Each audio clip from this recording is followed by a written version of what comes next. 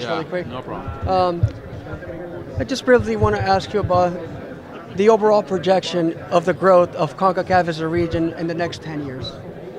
Yeah, well, actually, it's we actually launched at the Congress 10 days ago. We had our Congress in Las Vegas, and we launched our plan called Concacaf 2030, which is we're going to take the next 12 to 18 months to lay down a strategic plan, taking in all the information from our stakeholders, and then we will launch a strategic plan called Concacaf 2030, which will answer the ultimate question, what we will be in 2030. So in all facets of our organization, governance, competitions, development, women's football.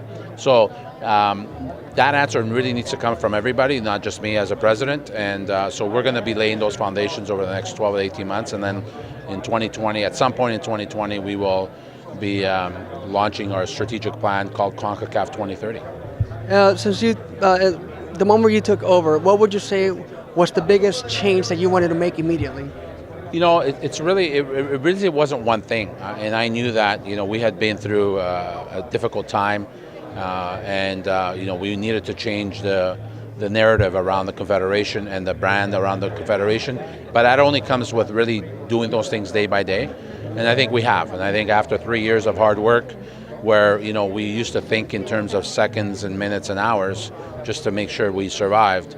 Now we have earned the right after 3 years that we can think long term, which is why we were talking about 2030. And finally, what would you say is the one thing that you see maybe in other regions that you would like for CONCACAF to be comparable to, or maybe even mimic? Yeah, I think. Listen, obviously the UEFA is really the North Star when it comes to competitions, and so for us, it's really having the ability to have, it's not just having a great competition, a Champions League that is at that level. It's really allowing our players and our coaches to really raise their levels so that they can raise the level of their national teams and their clubs, so that really all like they say, all the high tide raises all the boats, right? You mentioned really quick Champions League. Do you see it as any kind of problem that there's so much control from the Mexican teams, or so much dominance, I just say? Well, last year in Toronto got it to the final, right? And so obviously this year, Kansas City's in a tough situation. I think part of that is a scheduling problem, but I also think part of that is, I think the MLS is starting to realize the importance of maybe looking outside its boundaries, that to be a real relevant league, it's not about just winning an MLS Cup, it's about how you are perceived in the rest of the world, and I think the Champions League is the greatest vehicle for that. And I think they've come to that realization.